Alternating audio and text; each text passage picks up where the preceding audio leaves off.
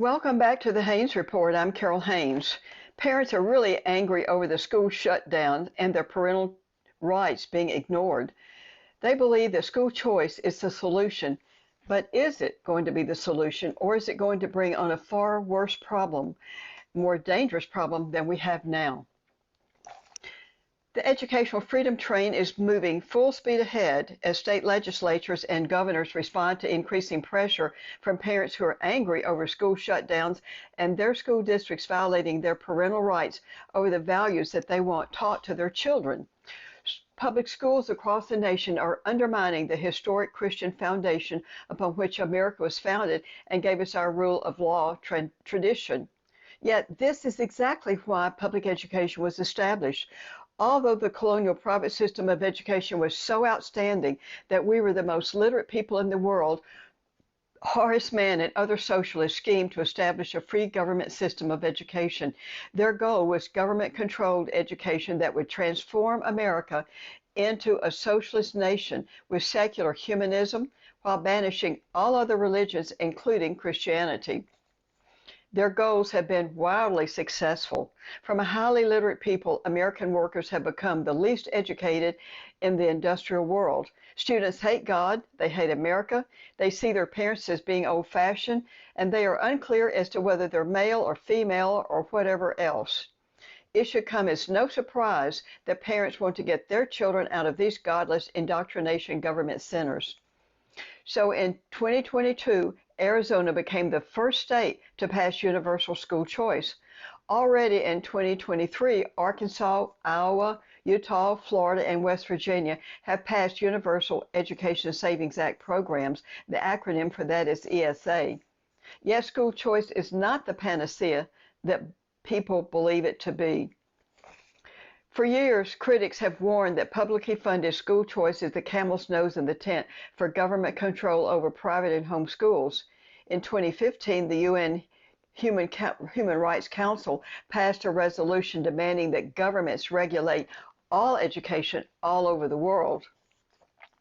According to a 2021 report commissioned by UNESCO, and UNESCO is the UN's educational agency, governments should use tax subsidies, including vouchers, education savings accounts, and scholarship tax credits for private schools to impose government control and regulations for requiring equity and other goals. The report assumes that the state is primarily responsible for a child's education, not the parents whom they describe as stakeholders and vested interests. The report calls for more state control over government-funded private education. It's noted that this is needed to be sure that the UN-backed goal of equity is achieved. The UN is scheming for a global universal system of education and a new world order. Because this cannot be realistically publicly funded through taxes, the report recommends public-private partnerships between government and corporation, and they're already using these in other countries. But because the United States already has many non-government alternatives to government schools, public-private partnerships is the UN scheme to bring all non-government education under government control. Now, they'll let profits still go to private education just as long as those schools do whatever the government wants, including complying with centrally defined curricula, learning standards, or students' admissions criteria, and certainly no religious instruction. States will be required to collect personal student data to check up on how private providers are handling educational equity. By including social and emotional data, student compliance can be measured for a future social credit score system. Let's look at what's happened in other countries when school choice funds followed the student. Today, private education has almost completely disappeared in those countries. In Australia, over a period of 10 years, private and Christian schools took more and more government funds. The regulations gradually increased until the difference between public and private schools really became non-existent. Homeschooling in Australia is the last frontier of educational freedom. In South Africa in 1996, their new National Education Act officially transformed all publicly funded private schools into public schools. In Alberta, Canadian homeschoolers enjoyed more liberty than almost any of the other provinces in Canada. Then, several years ago, legislation was passed in Alberta giving homeschoolers $500 per child in government funds. The very next year, legislation disguised as accountability implemented restrictions on homeschoolers. The Minister of Education said that, well, if the government gives money to homeschoolers, then we must certainly know about those students and require certain standards. This new law applied to all homeschoolers, not just those homeschoolers receiving the government funding. In Sweden, universal school choice was legislated in 1992. By 2010, a comprehensive education reform law essentially nationalized private schools to ensure accountability. Following the national curriculum and testing is mandated there. This is exactly what is going to happen in America if private and home schools accept government funding. In America, in New York State, because the traditional Jewish karate schools get government funding, they are being forced to offer a curriculum that is substantially equivalent to what is available in local public schools, and this would include critical race theory, transgenderism, SEL, and so forth. In Milwaukee, Wisconsin, vouchers for Christian and private schools came with a slew of regulations, including a ban on requiring Bible classes or chapel for voucher students. In Alaska, a program that offered funding to homeschooling families would not allow any religious materials or curricula. The bad news, most homeschooling families used this program and gave up their freedom to include religion in their lessons. An investigation in 2016 by the Government Accountability Office, that's the GAO that you've heard about, found that voucher and ESA programs generally place some requirements on participating private schools.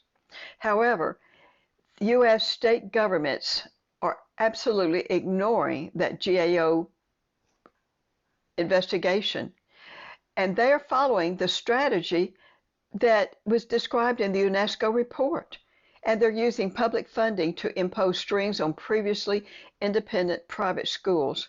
So they're selling out to the UNESCO. Public money following to private school institutions was blocked for many years by the Blaine amendments. Protestants wanted to block public funds to Catholic schools, but the amendments also blocked funding to Christian schools, not just to the Catholic schools. The 2020 Supreme Court ruling in the Espinoza case has changed that. Parents and families are gaining access to a variety of tax money programs for education, including vouchers, education funding backpacks, education savings accounts, and empowerment scholarship accounts. Many prominent people and high-profile nonprofit think tanks tout school choice, yet they ignore the fact that government strings will lead to the same problems in public education being pushed into private and home schools. One of the most public supporters of school choice is Betsy DeVos, who was Trump's United States Department of Education secretary. She famously declared that Common Core was dead, even though her department supported it. Well, knowing President Trump's opposition to one world government, she still signed a global declaration with this G20 network.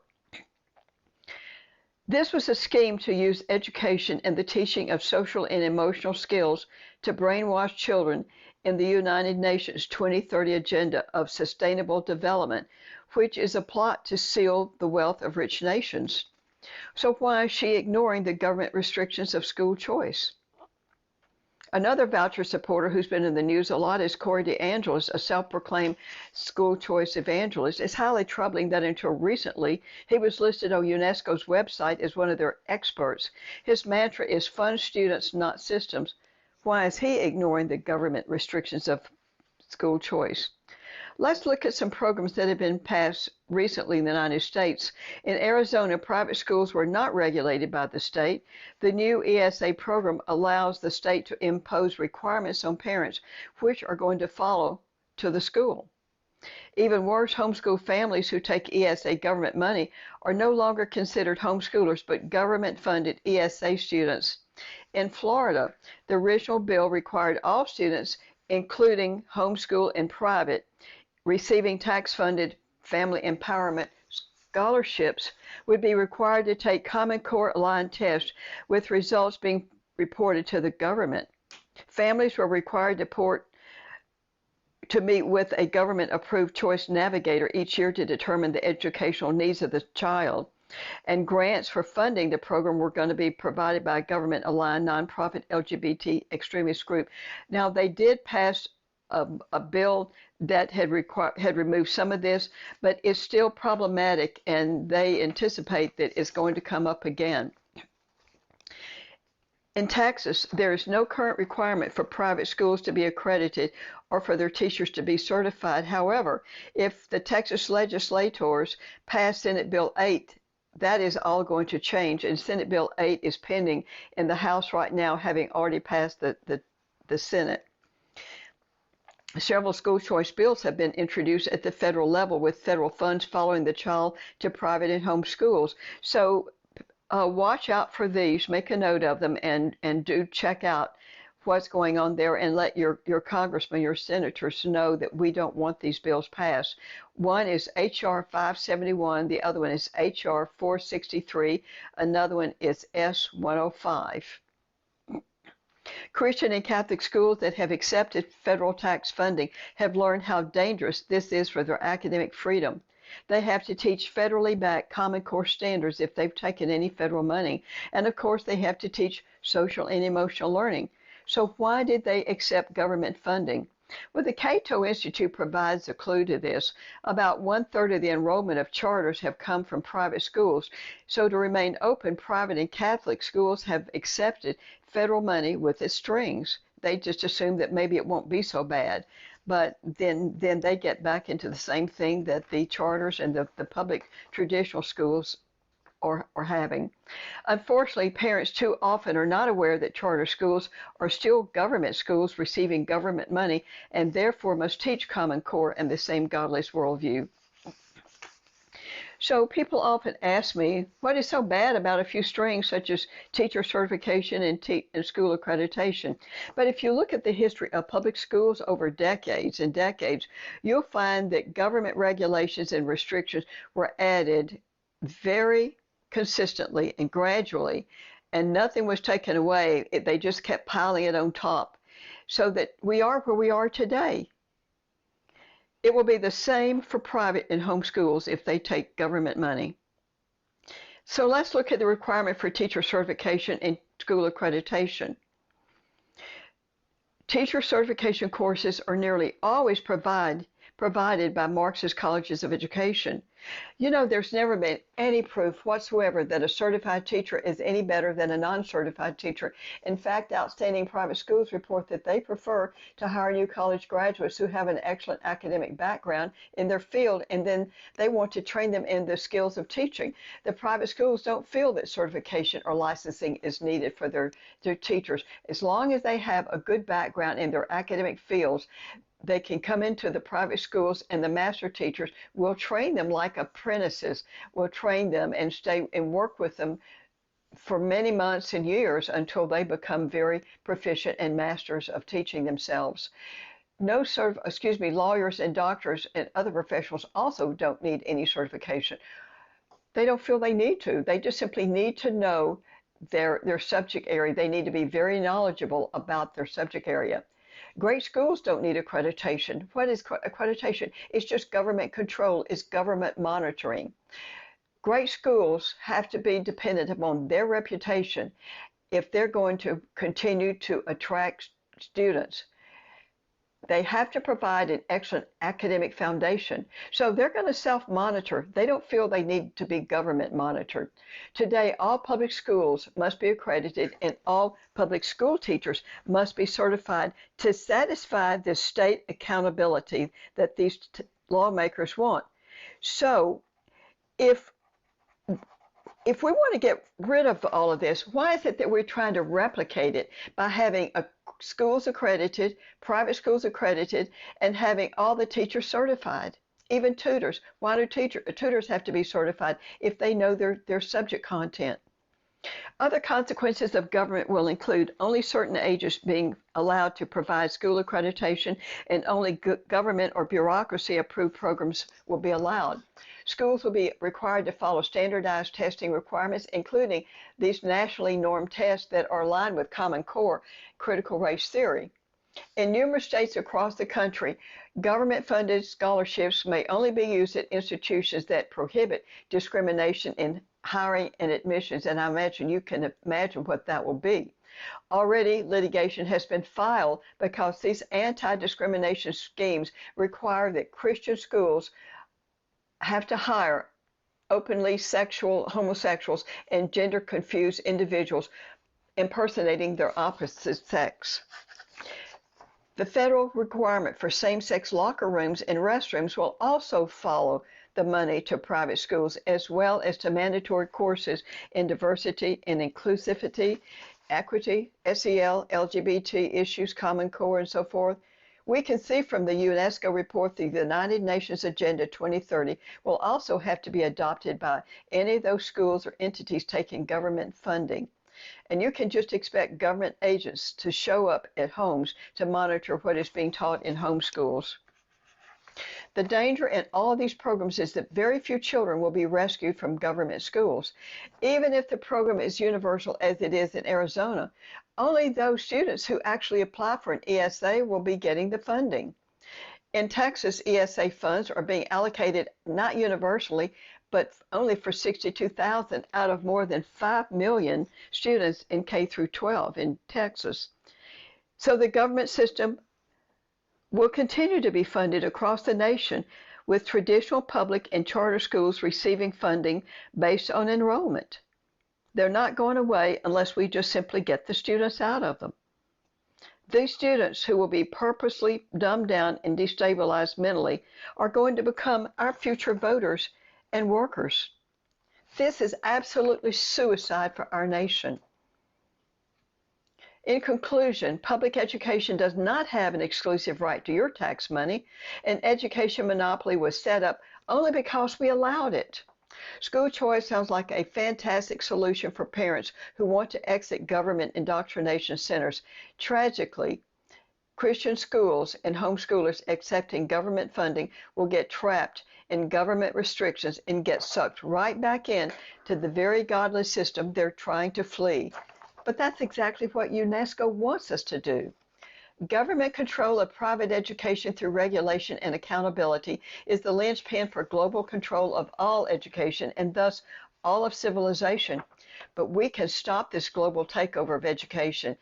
It requires refusing government-funded school choice.